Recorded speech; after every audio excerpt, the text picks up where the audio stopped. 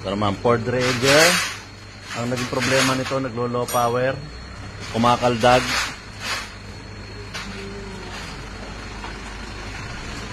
Ang nakita natin naging problema nito sa low power is yung canister.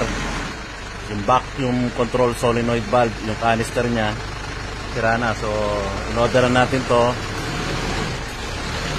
At ngayon, ikakabit nila. So, wala tayong trial and error dito sa Autodoc. We make it sure na bago namin palitan, natetesting muna na namin at 100% na yun talaga yung sira. So, mas magastos kasi pagka nagkano ka, trial and error. Ayan, titirahin na to ni Jasper, ang ating mechanic nurse. Ito mga mechanic nurse natin, no?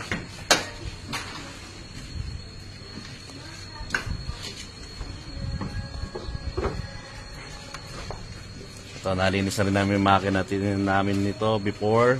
Ngayon yung canister kasi dumating na. Kaya kakabit na.